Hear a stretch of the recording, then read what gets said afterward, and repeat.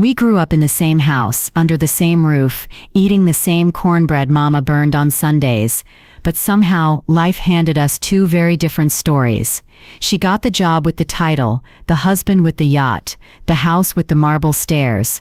Me, I got the bills, the late notices, the car that coughed every time it started, like it needed prayer and jumper cables both.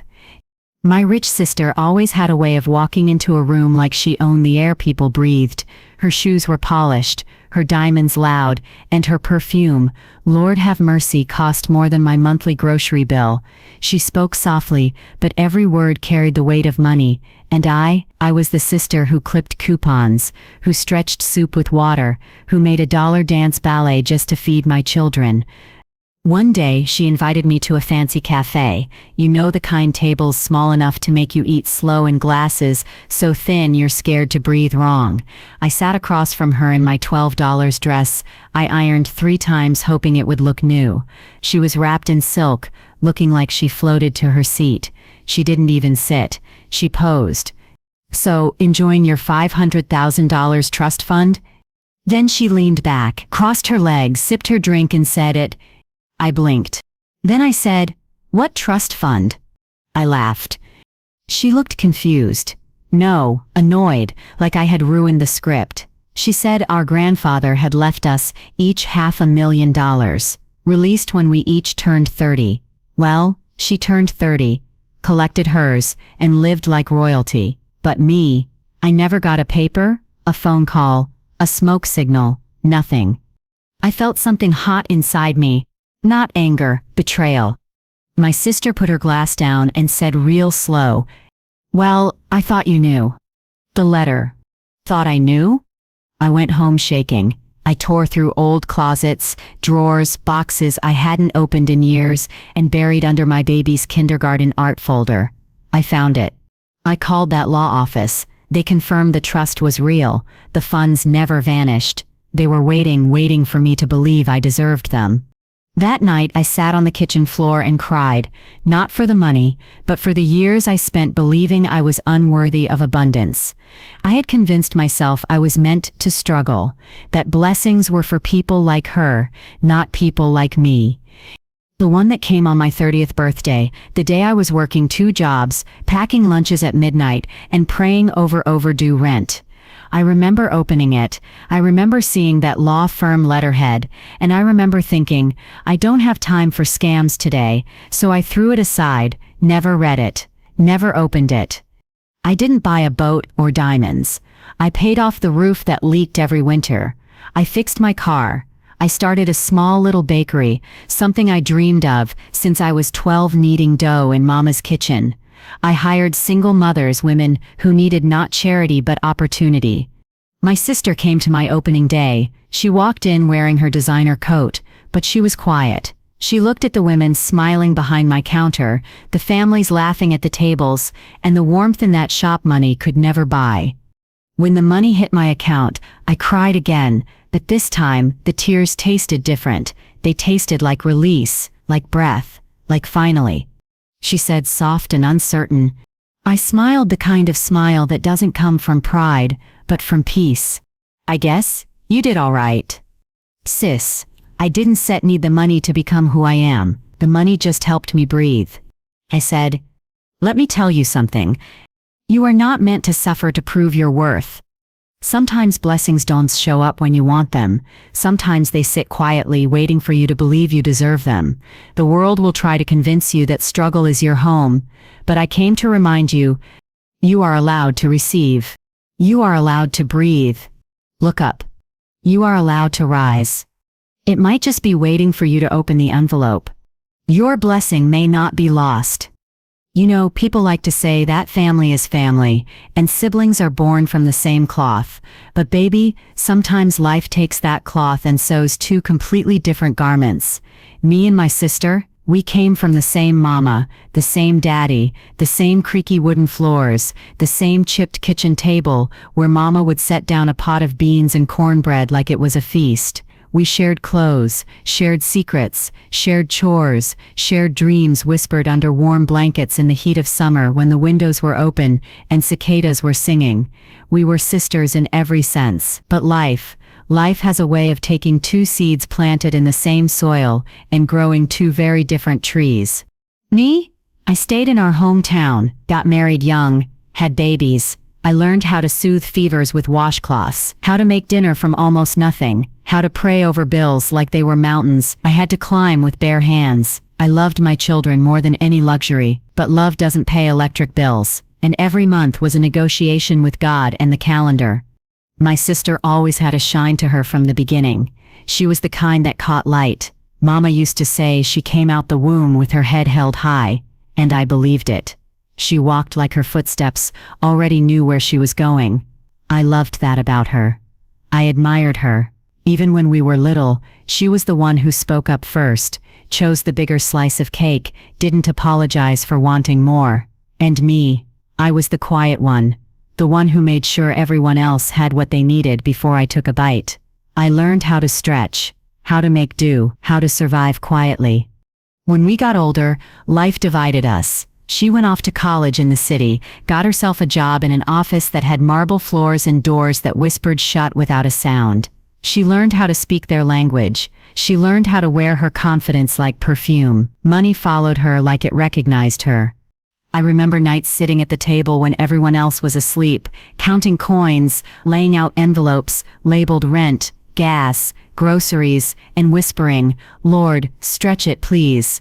I didn't hate my life. No, I just always felt like I was swimming across a river with a weight tied to my ankle. I kept going because stopping wasn't an option. But let me tell you something important. She wasn't mean. Not intentionally. She was just shaped differently. Money had carved her life with soft edges. Mine had carved me with sharp ones. Meanwhile, my sister lived in a world with glass elevators and champagne brunches. She sent pictures of vacations in places where the water was so blue it didn't look real. She bought shoes that had names I couldn't pronounce. She ate food that didn't need salt. When she came home for holidays, she looked like she was visiting another planet. And still, we were sisters. We laughed the same. We teased the same. We remembered the same songs Mama would hum while stirring pots on the stove. But there was always something floating between us.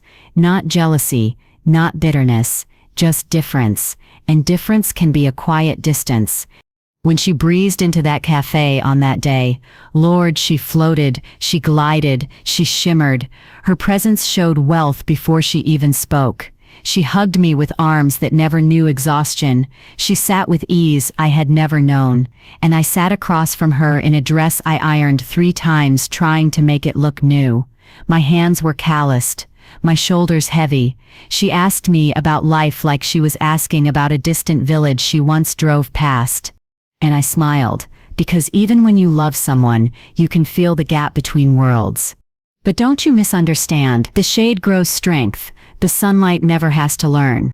We were 2 sisters raised on the same love, the same meals, the same prayers. But life doesn't promise equal paths. Sometimes one sister gets the sunlight and the other learns to grow in the shade.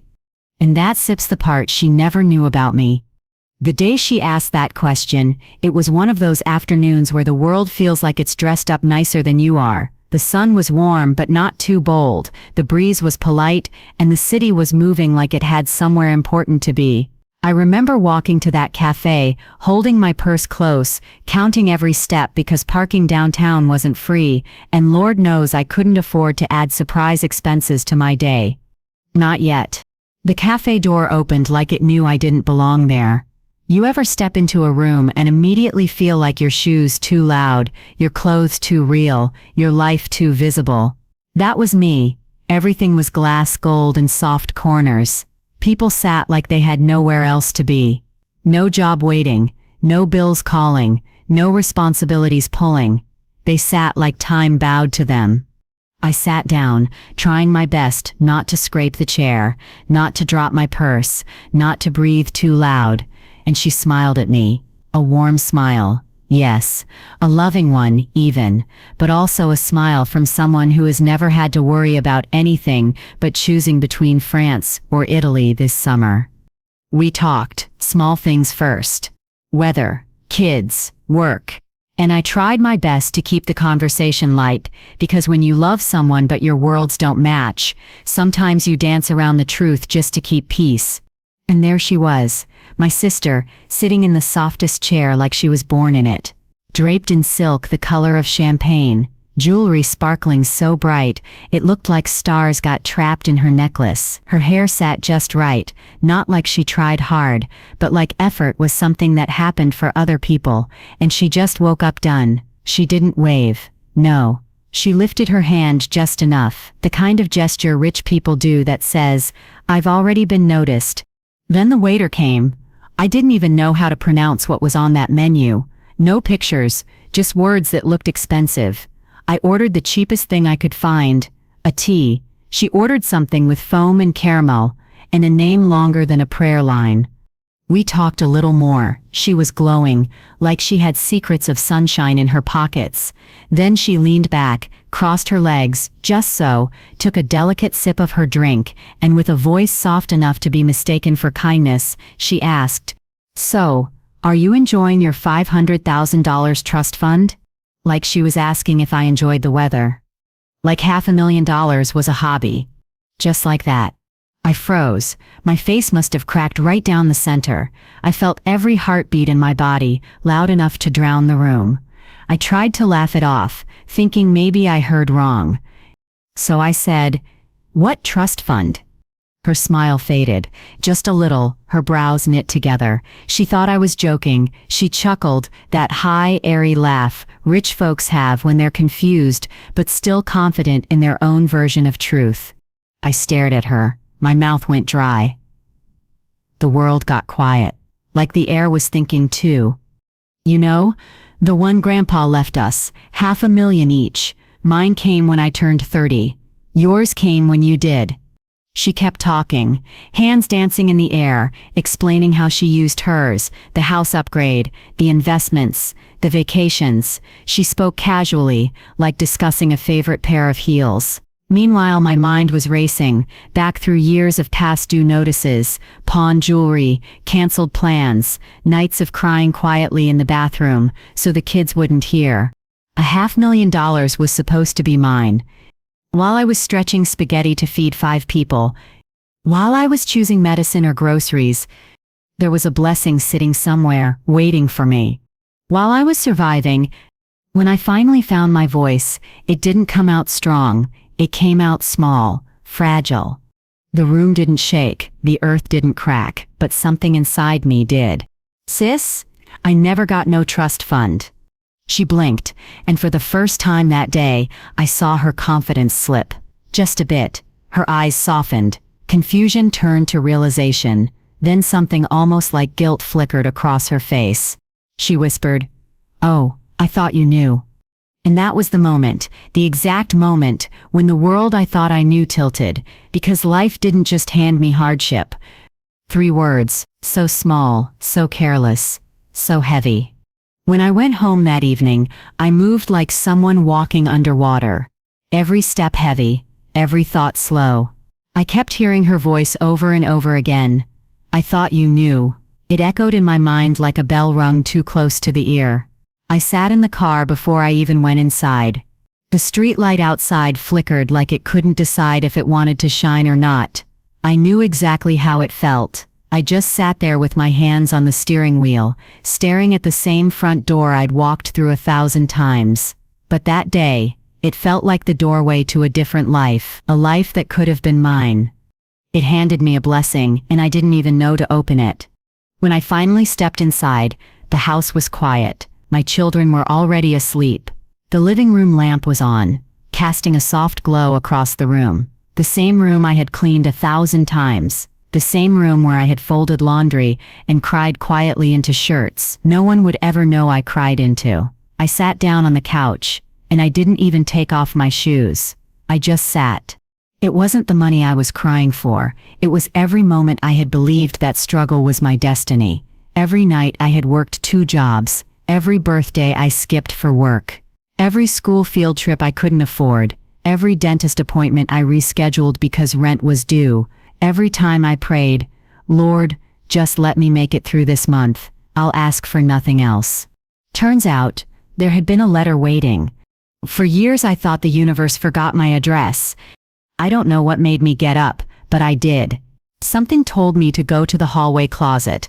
Now let me tell you, that closet is the kind that holds the real record of a life. Old shoes, winter coats, half-broken toys, papers that should have been thrown away 10 years ago. But I started digging. I pulled out boxes. I pulled out bags. I pulled out old coats with gum wrappers and church mints in the pockets. Dust was dancing in the air like tiny ghosts of old days. An old cardboard box with my name written on top. The handwriting was mine, rushed, tired, the handwriting of a mother holding too much. I opened it. Inside were drawings my babies made when they were small, birthday cards, school programs, and then, at the bottom, folded and yellowed at the edges. And then I found it. The one with the law firm letterhead. The letter. The one that had arrived on my 30th birthday, a day I remember clearly because the light bill and the gas bill were both overdue, and I had just worked a 12-hour shift and still had to cook dinner. I remember seeing that letter. I remember thinking it was a scam or something I didn't have the time or strength to deal with. I tossed it aside, and life swept me forward like a river that doesn't care if you can swim. My breath caught in my throat. I didn't know whether to laugh or scream or fall to the floor. Granddaddy had always been quiet, always watching. He saw things people didn't say. Maybe he saw how hard life was trying to bend me. Maybe he wanted to soften the world for me just a little. My hands shook when I opened it this time. I unfolded it slowly, like I was opening the wings of something delicate, and there it was, in black ink, clear as daylight. My grandfather had left me a trust fund. The money had been sitting, waiting, untouched. Mine. But I had missed it. Survival makes you blind to gifts.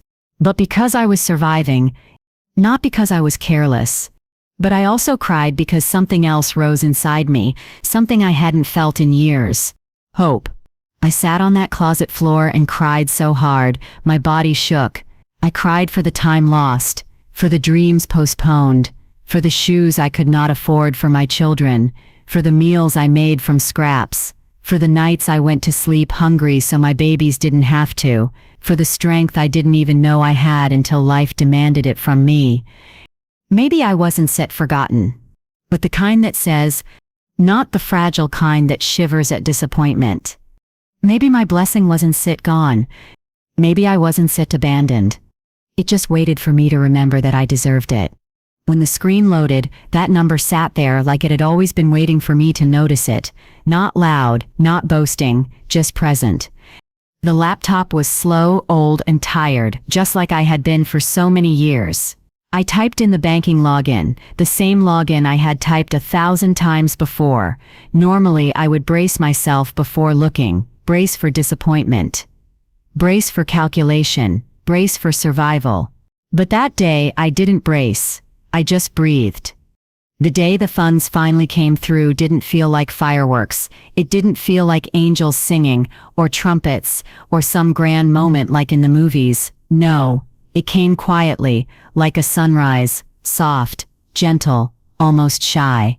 I was sitting at the same kitchen table where I had paid bills I could barely afford, where I had prayed over envelopes like they were mountains, where I had held my head in my hands more times than I could count. 500,000. My body didn't set know what to do, my heart didn't set speed up, my hands didn't set shake. Instead, everything inside me went quiet, like my soul exhaled for the first time in decades.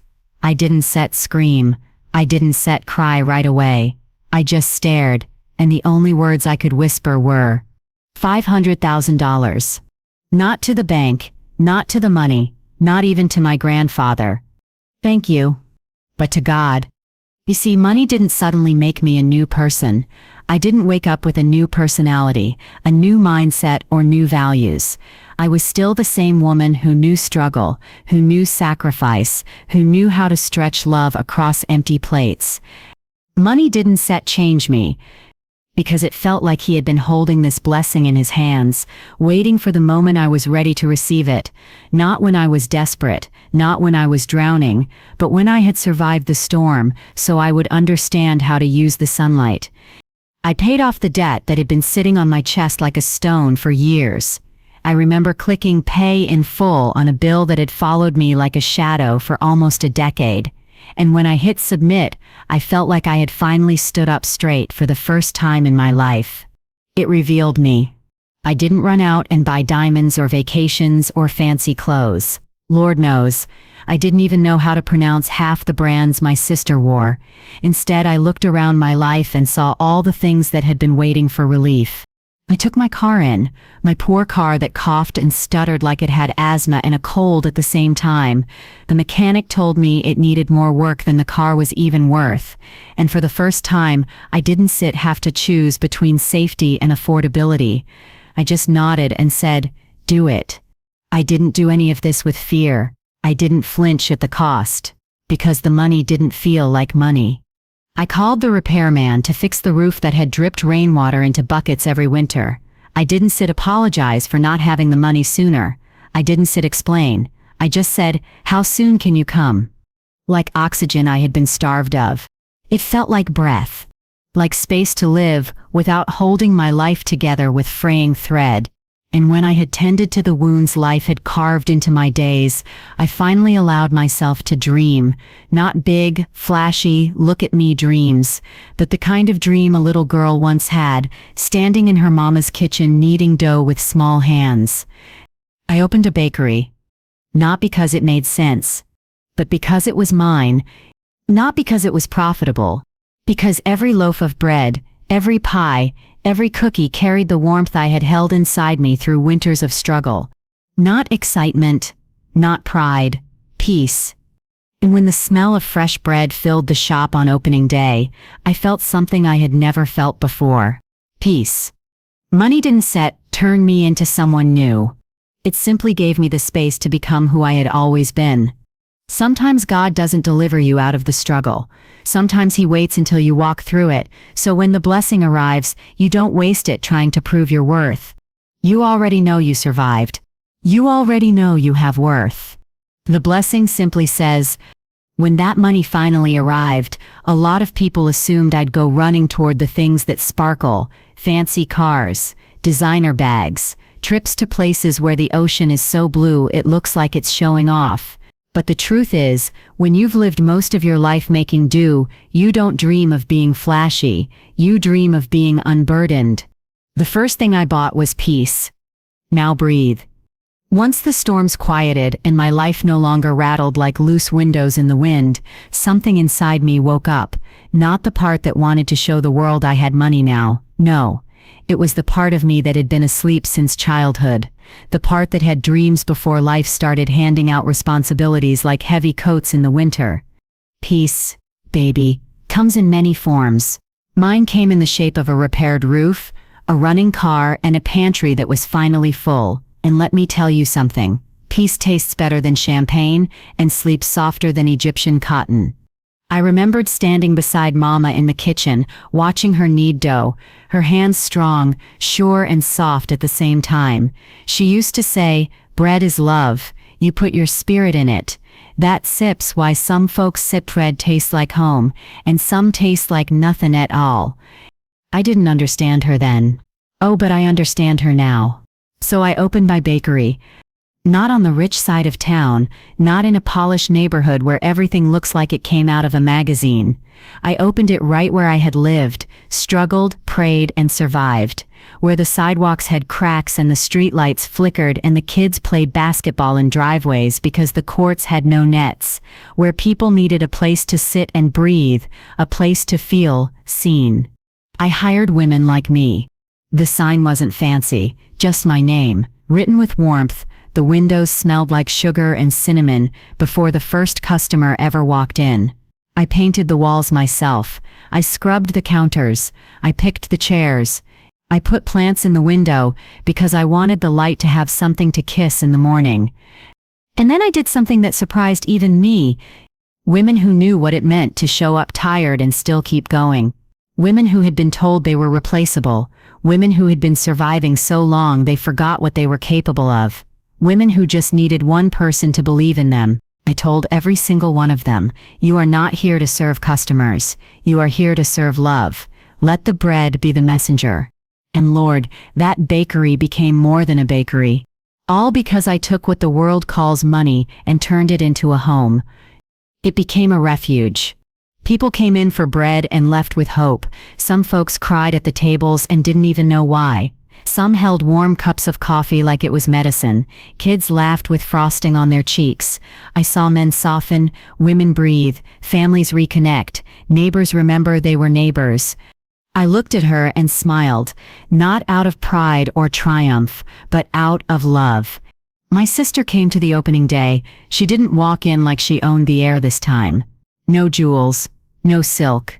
She looked human, soft, unsure. She stood in the doorway watching the laughter, watching the joy, watching something she couldn't buy, something her money had never been able to create. She said, almost in a whisper, "I didn't set no money could do this." "Sis," I said, "money can set do this. Heart does this. Money just gives heart the room to breathe." She didn't say anything after that. She just nodded, and for the first time in a long time, I think we understood each other again. Not as the rich sister and the struggling sister, but as two girls who used to fall asleep sharing the same quilt and dreaming of the same warm world. And that sits when I realized something. The money didn't make me generous. The money didn't make me loving. The money didn't give me purpose. The trust fund wasn't set the blessing. I was the blessing. I got to feed souls. Some folks get diamonds. It simply gave me the chance to live out the purpose I had carried my whole life. People think lessons come loud, with thunder, lightning, and grand revelations, but sometimes the biggest truths slip in quiet, like a whisper you almost miss, if you're not listening close. That's how this one came to me, not in the moment when I saw the money in my account, not when I opened the bakery, not even when I saw my sister looking at me not with envy, nor pity, but something soft like understanding. It came one early morning in the bakery, before the sun had fully risen. The air was still, the world was still asleep, and the only sound was the dough settling after being kneaded. I was standing there with my hands dusty from flour, my apron tied loosely around my waist, and my heart full in a way I hadn't felt in decades. And it hit me, not like a slap, but like a sigh. And baby, I wouldn't trade that for all the yachts in the world. People with better beginnings, softer stories, easier lives. As if goodness was something that belonged to other people. I had spent so many years believing struggle was my natural state. But life, in its quiet and patient way, had been trying to show me something all along. I was worthy of receiving. I always was. Not because I suffered, not because I endured, not because I worked myself to the bone, but because I existed. See, the world loves to teach us that we must earn rest, earn love, earn joy, earn peace. But that is a lie wrapped in exhaustion. I wore that lie like a coat for so long I forgot how heavy it was. I thought if I struggled enough, cried enough, sacrificed enough, eventually life would reward me. Blessings are gifts. You don't start earn gifts. You accept them. But blessings ain't set wages. Because somewhere deep inside I believed I had to prove I was worthy first. But standing in that bakery, with the smell of warm bread rising just like my spirit did, I realized something powerful. I think about all the times I pushed miracles away with my own tired hands. When people offered help I said, "I'm fine." When love came near, I said, "I don't want to be a burden." When grace knocked, I pretended I didn't hear. The struggle didn't purify me. The money didn't make me worthy. I had always been enough. And you know something else? The work didn't validate me. I was worthy because I was here, because I had breath, because my heart beat steady even when life tried to break it. My life was preparing me. Sometimes blessings miss us, not because they aren't there, but because we've convinced ourselves we don't deserve them. We close doors on ourselves, long before the world ever gets the chance. I spent years thinking my life was small because I wasn't set it meant for more, but now I know. Struggle teaches gratitude. Hardship teaches compassion. Pain teaches softness. I learned how to receive without apology. But I learned, if I had gotten that money at a time when I still believed my worth lived in sacrifice, I would have spilled it out trying to save everybody but myself. I would have given it away to prove something I didn't need to prove. I learned how to take up space without guilt. I learned that rest is not laziness. Peace is not privilege. The world will try to tell you that you have to break to be worthy. Joy is not luck. They are your birthrights.